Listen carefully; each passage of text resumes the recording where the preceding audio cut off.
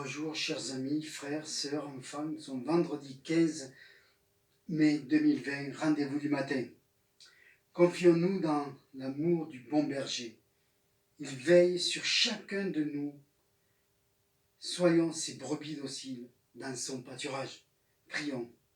Père, que ton nom soit élevé et reconnu. Je te demande toute ta grâce sur la France. Je te prie pour ton Église, pour qu'elle soit le sel et la lumière, et qu'elle puisse être ce phare dans les ténèbres du dehors. Comme une lampe qui a besoin d'huile pour briller. Père, nous venons vers toi ce matin. Remplis ma lampe, remplis nos lampes. Nous avons besoin de briller, Père, dans le nom de Jésus-Christ. Amen. Publiez bien haut la grande nouvelle, le ciel est ouvert à tout être humain. La route est tracée, un guide fidèle nous conduira par la main. Le salut pour tous, le salut par grâce, à tous est offert et à tous est donné. Oh, venez pécheurs, venez, le temps passe, et vous serez graciés. Amen. Matthieu 25 nous parle des vierges. De suite après vient la parabole des talents ou de l'argent bien fructifié. Ensuite, le jugement des nations. C'est intéressant de voir cette succession de paraboles. Lisons Matthieu 25 à partir du verset 14. Prenons les deux versets avant. Mais il répondit, je vous dis en vérité, je ne vous connais pas. Il parle aux vierges. Veillez donc, puisque vous ne savez ni le jour ni l'heure. Il en sera comme un homme qui, partant pour un voyage, appela ses serviteurs et leur remit ses biens. Il donna 5 talents à l'un, 2 à l'autre et 1 au troisième. Et chacun selon sa capacité, et il partit. Aussitôt, celui qui avait reçu les 5 talents s'en alla et fit valoir, et il en gagna 5 autres. De même, celui qui avait reçu 2 talents en gagna 2 autres. Celui qui avait reçu 1 talent alla faire un creux dans la terre et cacha l'argent de son maître. Longtemps après, le maître de ses serviteurs revint et leur fit rendre compte. Celui qui avait reçu 5 talents s'approcha en apportant 5 autres talents, et il dit, Seigneur, tu m'as remis 5 talents, voici j'en ai gagné 5 autres. Son maître lui dit, c'est bien, bon et fidèle serviteur, tu as été fidèle en peu de choses, je te confierai beaucoup. Entre dans la joie de ton maître. Celui qui avait reçu 2 talents s'approcha aussi et dit, Seigneur, tu m'as remis 2 talents, voici j'en ai gagné 2 autres.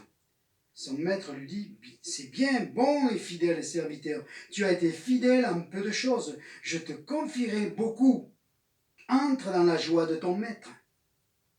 Celui qui avait reçu qu'un talent s'approcha ensuite et il dit, Seigneur, je savais que tu es un homme dur, qui moissonne où tu n'as pas semé et qui amasse où tu n'as pas vanné. J'ai eu peur et je suis allé cacher ton talent dans la terre. Voici, prends ce qui est à toi.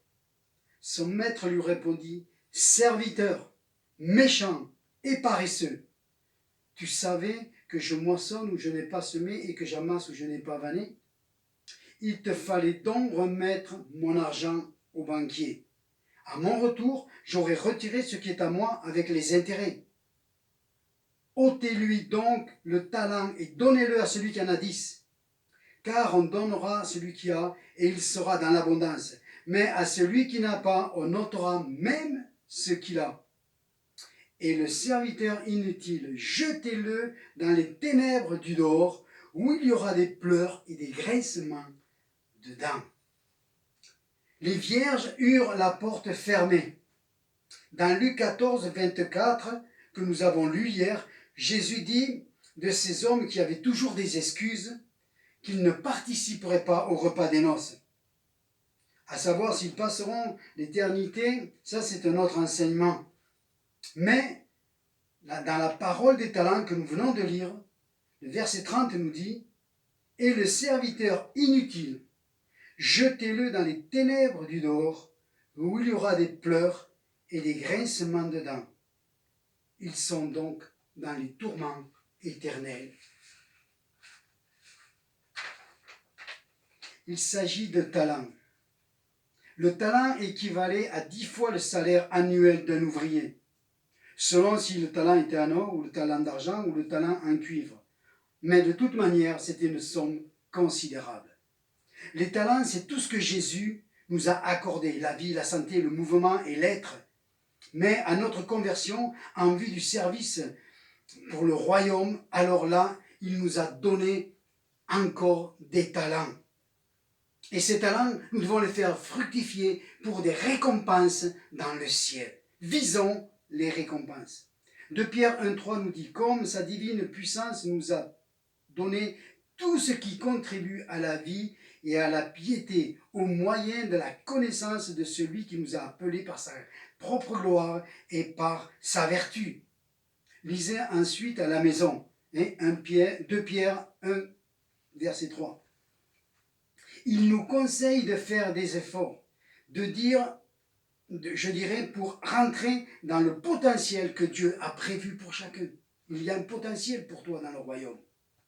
Voilà pourquoi Jésus dit « méchants et paresseux ». Plutôt que d'avoir les yeux dans ma parole, ils étaient collés sur le petit écran.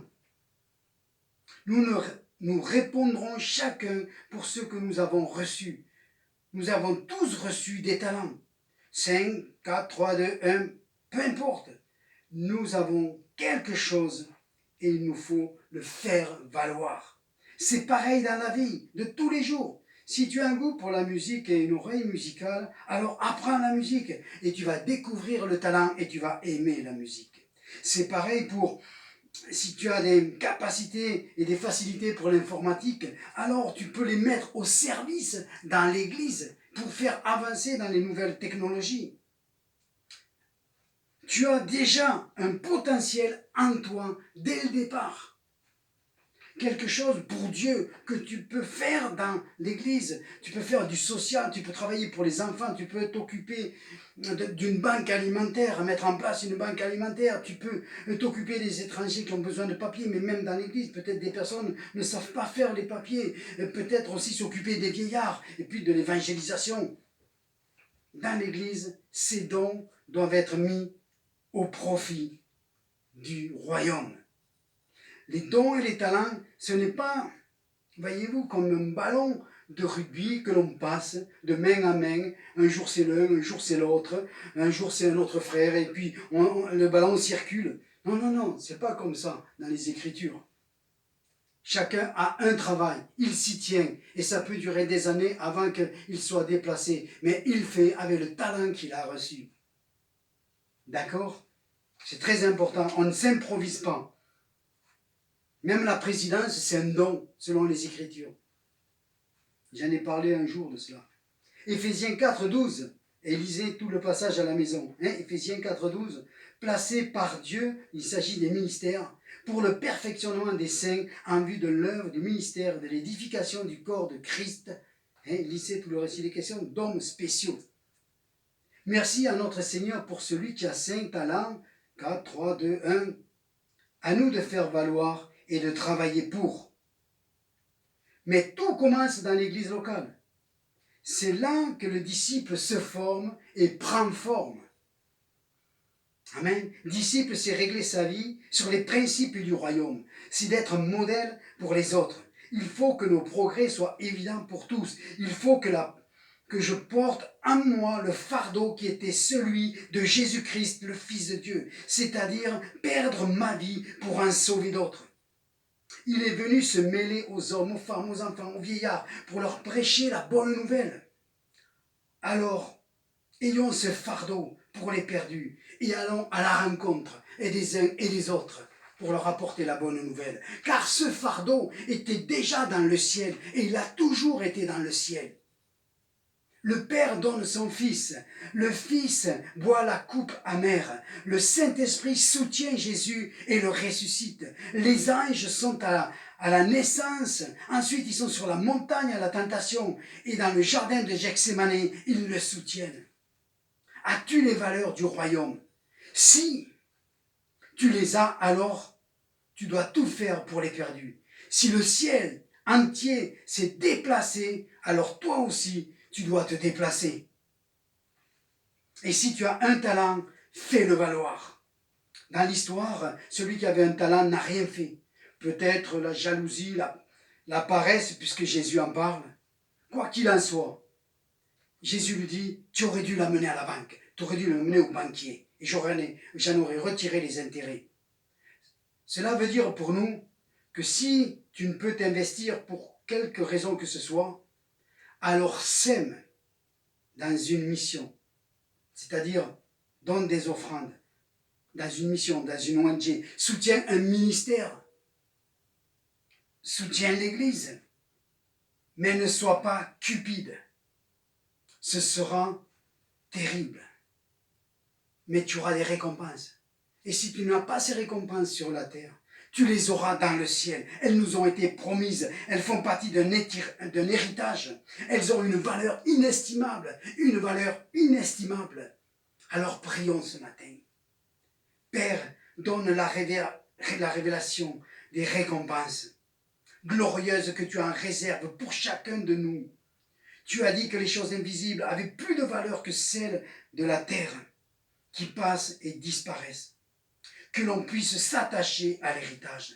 Père, je te prie ce matin, pour celui qui entend ce message, qu'il réalise qu'il a reçu quelque chose de ta part et qu'il doit le faire valoir. Maintenant qu'il s'engage, ceux qui s'engagent par les eaux du baptême, ils ont un talent qu'ils doivent faire valoir pour faire avancer le royaume de Dieu. Et un jour, il y aura des récompenses glorieuses. Au tribunal de Christ, tu vas nous récompenser de tout le travail que nous aurons fait, parce que tu n'es pas un Dieu injuste, mais tu es un Dieu qui veut que ses brebis vivent dans l'abondance. Père, dans le nom de Jésus-Christ, j'ai prié ce matin. Amen.